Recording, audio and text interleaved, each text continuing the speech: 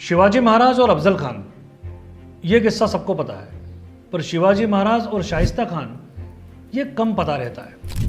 औरंगजेब जब आगरा में बादशाह बना तो शिवाजी महाराज का बंदोबस्त करने के लिए, क्योंकि तब तक शिवाजी महाराज अफजल खान को मार चुके थे, उनका नाम हो चुका था, तो उनका बंदोबस्त करने के लिए उसने अपने मामा शाइस्ता खान को एक बड़ी फौज 60-70 हज़ार की फौज लेके महाराष्ट्र भेजा।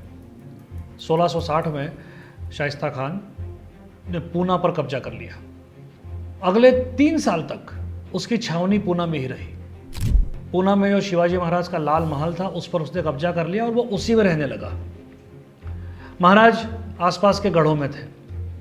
अब 1663 में शिवाजी महाराज ने एक प्लान बनाया। उस प्लान के तहत पूना में मराठों की एंट्री प्रोहिबिटेड थी, तो उन्होंने उस प्लान के तहत विशेष अनुमति लेकर एक बारात निकलवाने की परमिशन ली और एक बारात का जुलूस निकलना प्रारंभ हुआ, जिसमें कि शिवाजी महाराज और उनके 400 सैनिक बाराती के रूप में शामिल हुए। रात का समय था।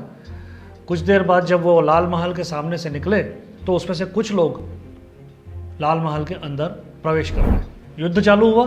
शाइस्ता खान के सारे सैनिकों को कत्ल कर दिया गया, उसका बेटा मारा गया और शिवाजी महाराज सीधे शाइस्ता खान के कक्ष में घुस गए।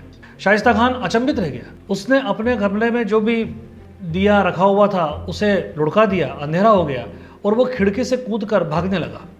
अंधेरे में शिवाजी महाराज ने अंदाज से ही उस तलवार से उस पर प्रहार किया तो वो तब तक खिड़की से बाहर कूद चुका था। उसकी 3 उंगलियां तलवार से कट गई। उसकी कई बीवियां मारी गई, उसके कई सैनिक मारे गए। इसके बाद मराठे बाहर निकले।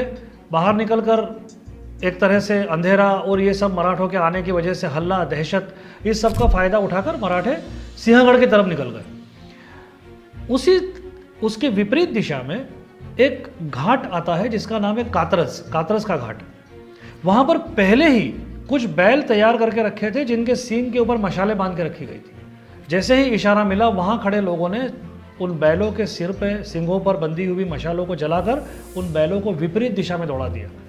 सैनिकों को, शाइस्ता खान के, ऐसा लगा कि शिवाजी के सैनिक उस दिशा में जा रहे हैं, तो वे सब उन बैलों के पीछे गए और इधर शिवाजी महाराज और उनके सैनिक बगैर किसी नुकसान के सिंहगढ़ पहुंच गए। शाइस्ता खान इस सबसे इतना घबरा गया और औरंगजेब इतना क्रोधित हो गया कि उसने शाइस्ता खान को वहां से बंगाल भेज दिया और शाइस्ता खान के रूप में जो संकट महाराष्ट्र पर पिछले 3-4 साल से छाया हुआ था उससे मुक्ति मिली। शिवाजी महाराज के पराक्रम की ये भी एक बड़ी रोचक दास्तान है।